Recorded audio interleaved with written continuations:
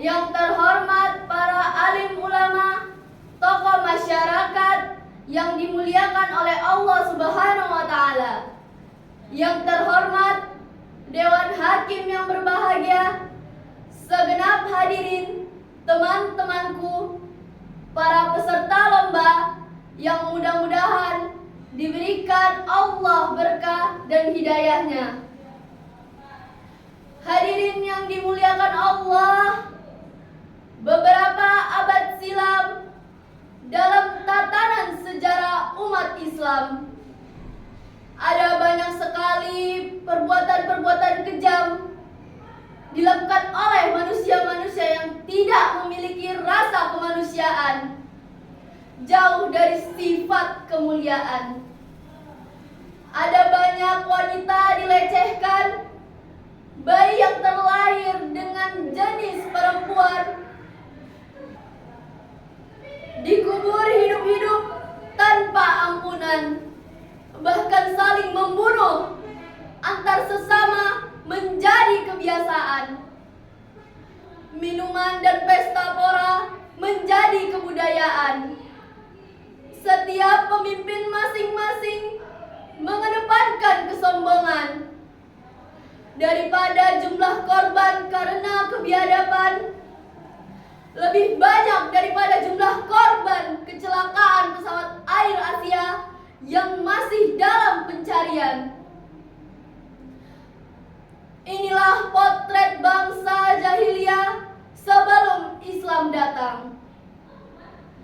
Beberapa abad silam, juga dalam tatanan sejarah umat Islam, tepatnya pada 12 Rabiul Awal di hari Senin, lukisan indah. Coretan sejarah mencatat tentang kelahiran seorang manusia spesial yang mengemban misi penting dari Yang Maha Rahman. Orang yang mengubah peradaban kelam menjadi peradaban penuh kebanggaan. Seorang manusia spesial yang mengemban misi penting dari Yang Maha Rahman. Orang yang mengubah peradaban kelam menjadi peradaban penuh kebanggaan. Dialah baginda Nabi Muhammad SAW.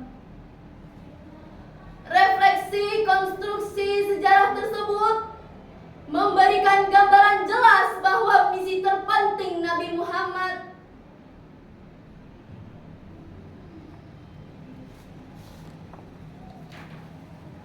adalah membawa perubahan. Dengan revolusi mental umat yang tidak berperadaban menjadi manusia yang penuh kesantunan. Dengan menerapkan metode perbaikan melalui diskursus syarah Al-Quran kami yang berjudul Meneladani Akhlak Nabi Muhammad SAW dalam sikap rendah hati. Sebagai awal syarahan kami, marilah sama-sama kita dengarkan lantunan ayat suci Al-Quran Surat Al-Furqan ayat 63 yang akan dibacakan oleh qari'ah kami. A'udzu billahi minasy syaithanir rajim.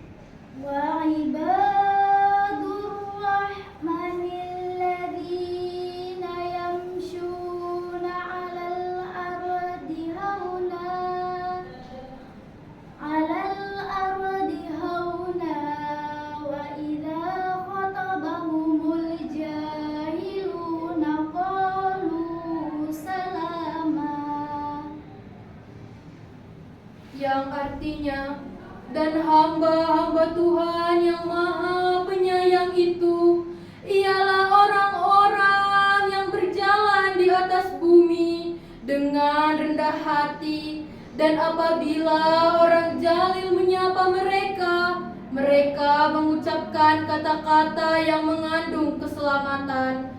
Quran Surah Al-Furqan ayat 63. Hadirin yang dimuliakan Allah,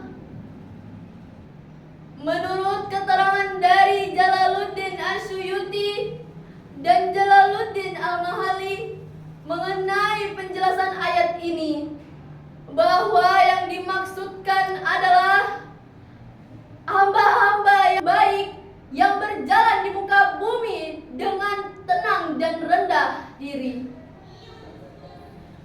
Kemudian apabila orang jahil menyapa mereka untuk mengajak berbicara dengan hal-hal yang tidak disukai, yang mengandung keselamatan atau kata-kata yang menghindarkan hamba tersebut dari dosa. Demikian interpretasi Al-Quran Surah Al-Furqan ayat 63 dalam tafsir Jalalain.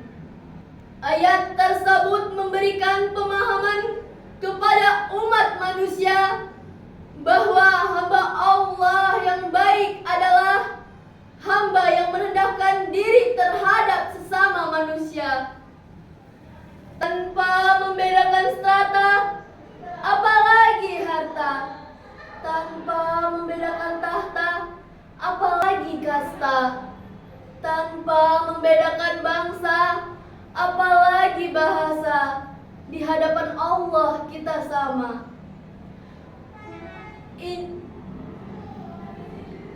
Hadirin yang dimuliakan Allah, inilah salah satu kunci sukses dakwah Nabi dalam revolusi mental masyarakat jahiliyah. Karena dengan kerendahan hati fana dilakukan, Nabi memberikan dampak positif kognitif secara psikologis maupun fisiologis.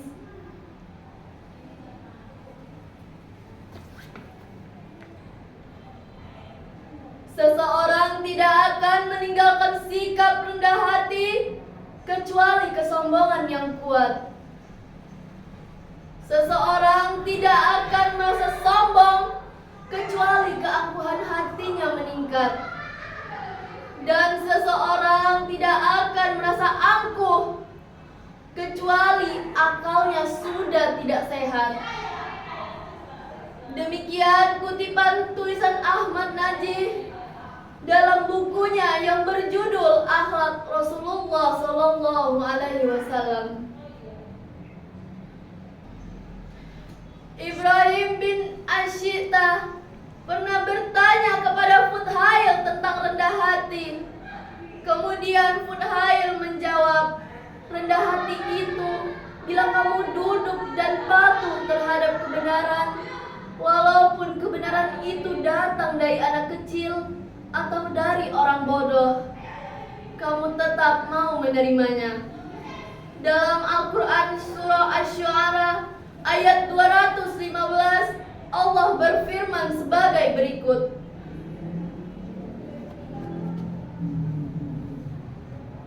A'udzu billahi minasy syaithanir rajim.